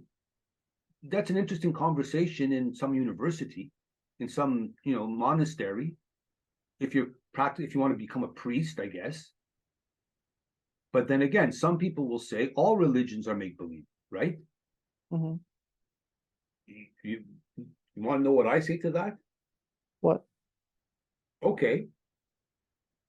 But I still prefer Christian civilization. Mm-hmm. Yeah. So do I have to believe in the risen Jesus Christ and the virgin birth to like Western civilization? No. No, it's not required. Not at all. But yet, Western civilization grew under the umbrella of Christianity. That is true. So, of all the places in the world, if I can live in a Christian civilization or an Islamic civilization, well, I prefer Christian civilization, hands down. Mm-hmm. And when I ask people this, every single time, they say the obvious. I've had conversations with hardcore right wingers, what we call white supremacists, who are very anti-Semite. Yes. And they say, oh, well, because of course I'm always, my whole issue is Islam. And they say, yeah, but what about the Jews? What about the Jews? And I said, well, okay, so if you could live in a village and the next village over beside your village was either inhabited by Jewish people or by hardcore Islamic people, Muslims, which would you prefer? Guess which one they choose every time? The Jews. Mm-hmm. Simple. I think that's closer to Christianity than Well, Islam. they also make wine. There's, you know what I mean? There's wine, there's music, they dance, there's the Yep. klezmer music, you know, they have, you know, it's life. Mm-hmm. Islam is against all of that. So even if you say, I don't like the Jewish people, oh, but still you like Seinfeld, you know, comedy, mathematics, Einstein, etc., etc. This is all Judaism. So the Jewish culture, even if you are anti-Semite, still is part of our civilization. Yes. Can't get away from that. So if you took Judaism out of the world, there's a lot of stuff that would crash. The cell phones would crash, you know that. Mm-hmm. The microchips, all of that, that was an Israeli thing. Was it? Interesting. Yep. That the technology. Mm-hmm. Most of what we have in terms of technology came out of Israel. Lots of it, lots and lots and lots. And the reason is, you know, that whole thing, we call it, you know, fire. If you're born under fire, it makes you stronger. Mm-hmm. To make, you know, the metals and stuff, you need fire and stuff to make them really strong. Yes. As opposed to copper, because copper and these all, they have a very, very light melting point. Yes. Well, the Israelis, because they're always under attack and by all the sides around them, they're constantly at the cutting edge of technology all the time. So mm-hmm. it's the opposite of being lazy. It's like a tiger in a cage. If you keep feeding him, and you know, he forgets how to hunt.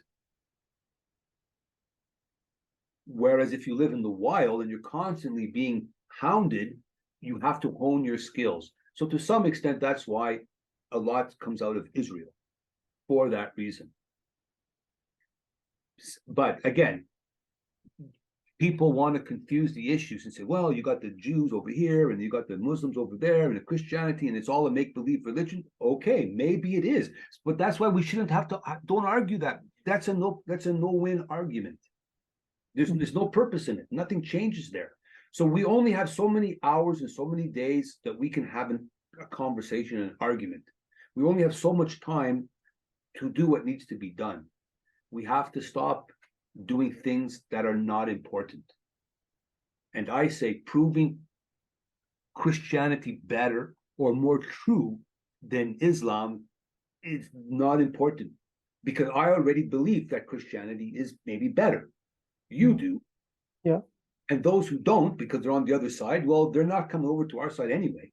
So who cares?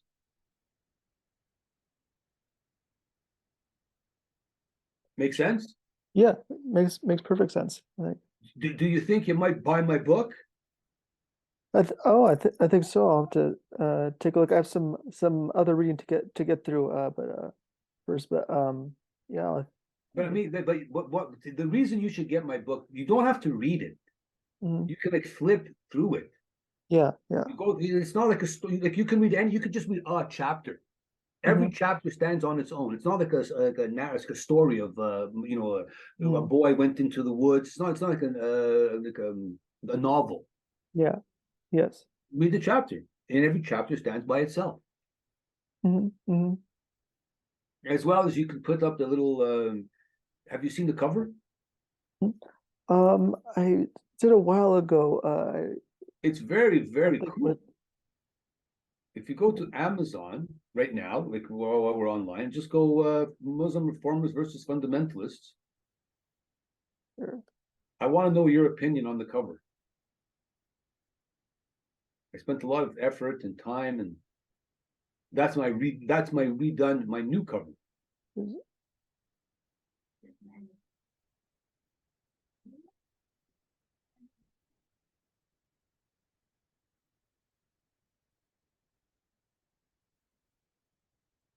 Here. I should have sent that to you. There it is.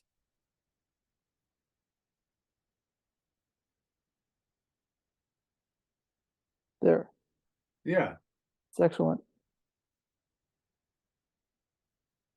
No, that makes a lot of sense. Victor helps shape the world you live in. Muslim reformers versus fundamentalists. Yeah. Okay. For anyone interested, the book is Muslim Reformers versus Fundamentalists by Eric Brazau.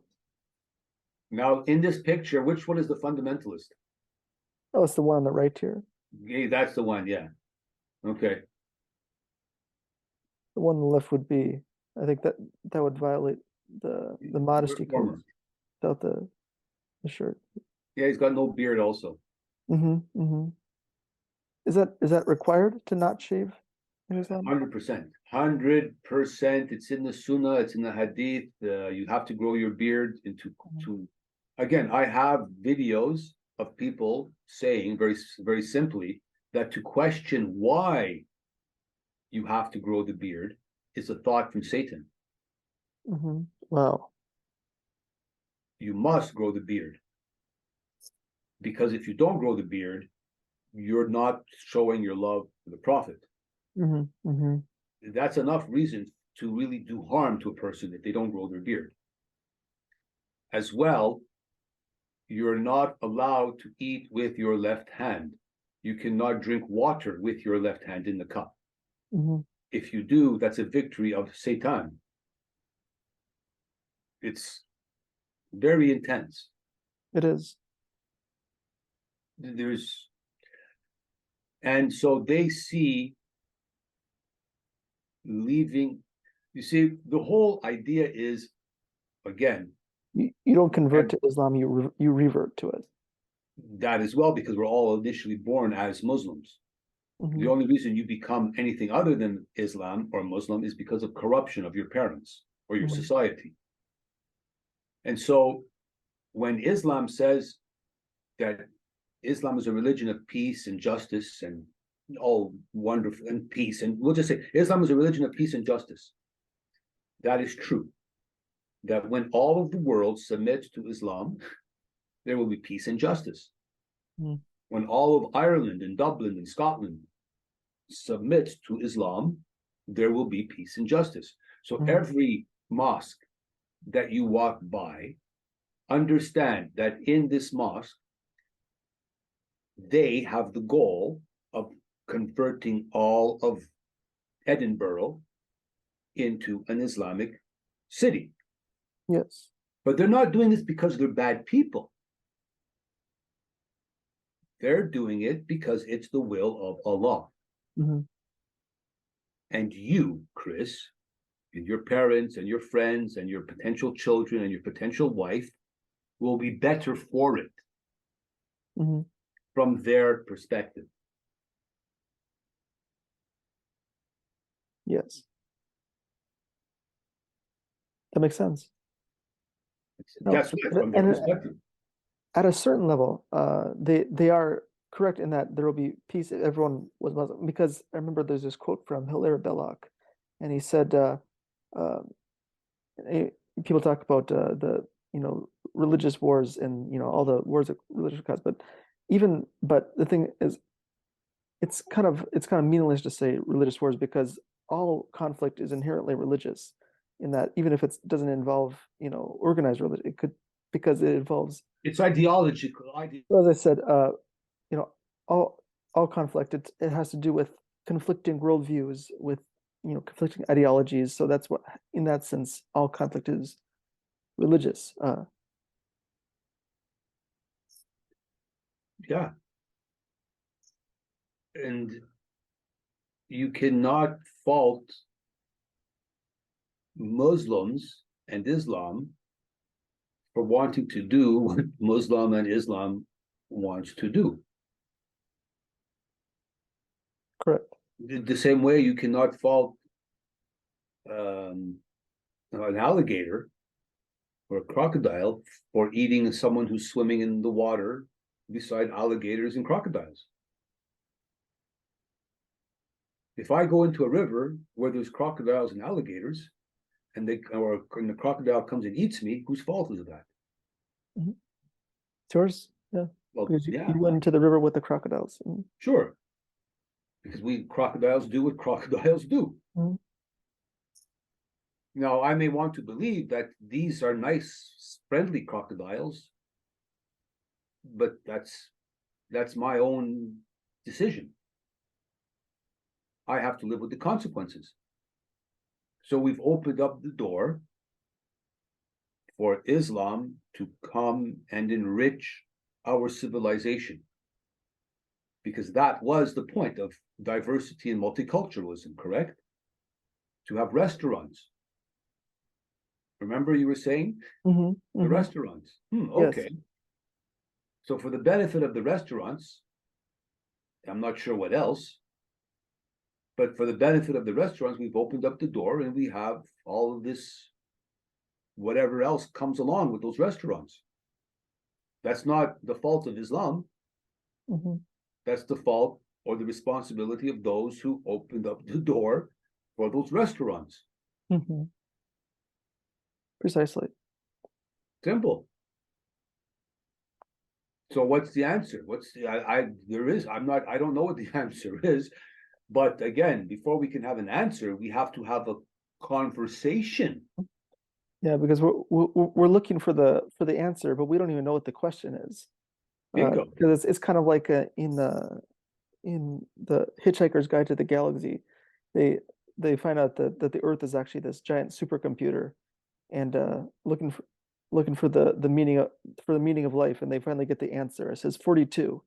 It turns out they've just been asking the wrong question. So you're looking for the answer. How do we solve this? It's like, do you know what you're trying to solve? Correct. So all of these existential, big questions, that the one you just, Hitchhiker's Guide to the Galaxy, inadvertently, all of these concepts I have melted down into paragraphs and into chapters in a simple format for the simple person to wrap their head around real simply and easily. Because again, I was talking to another girl and she says, how do we solve this problem? And she caught herself because I said, well, before we can solve a problem, we have to agree that there is a problem.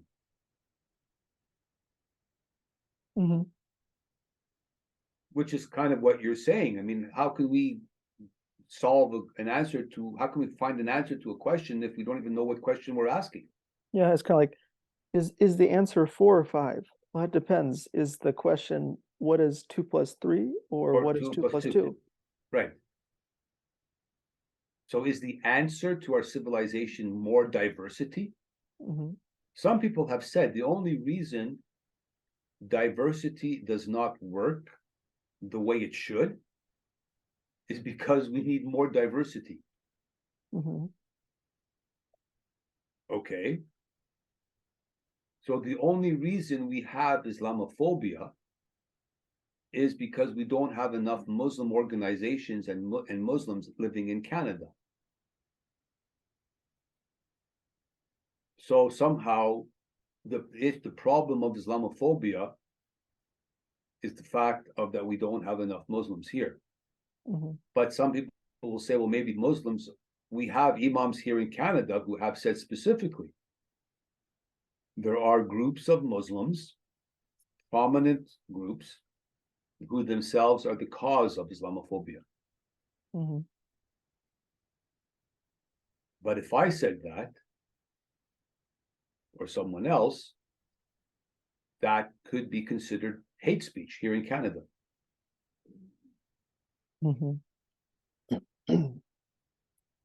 Chris, Yes. we've been at this for a while. I'm not sure, it's probably time to wrap this up here. Do you have any final comments that you'd like to leave us with? I don't think so. I think this was very long form. Thank you. I think so. Yes. Thanks I for hope coming it's on. useful for your audience and the people who are listening. I think this has been very informative for people. A lot of What I would like to that- say, however, is the way I'm approaching this issue Mhm. should be the way we approach actually all issues. Yes. In a way, what this book could be, in some level, how to talk about any subject without getting punched in the face. Hmm. That's true. How to win an argument without arguing. You can broadly apply those concepts to really any debate that's going on. Yes. So ultimately you never want to say what it is, and you never want to give the conclusion. You never want to tell people what they should think. It's kind of like the Socratic method, where you're asking questions, Mm-hmm. but the Socratic method really asks questions probing. Yes. Whereas what I do in the book is I set this out that I'm on a journey to learn. Mm-hmm. Simple. Yes. I'm not on a journey to be That's right. a good goal. Learning, pursuit of truth, that's a good, noble goal to have. I don't want to be right. It's not about me being right and you being wrong and me asking questions in a sneaky way to prove that you're wrong. Yeah. I admit, and I have admitted, okay, I could be wrong. Sure. I mean, anything's possible. I don't want to be right, but it'd be nice if I was. Well, but at the That's a same good way to time, put it, I I ask think. the other person, is it possible that maybe you could be wrong? Mm-hmm. And if I could get somebody on the other side of an equation to even say those words, that's already a victory. Mm-hmm. Yes. Okay, then. As long as people can be humble and accept the possibility of being wrong. Well, very often people will reject what you say only because they don't like the way you're saying it, Mm-hmm. or they just don't like what they perceive to be your arrogance. Yes. You could say a lot of people rejected Donald Trump only because they just don't like Donald Trump. Mm-hmm. Mm-hmm. Got nothing to do with the economy being better. They just don't like him. Yes. So if Donald Trump said it was raining outside, no, it's not raining. It was raining, but it's no longer raining. They would find some way to disagree with him.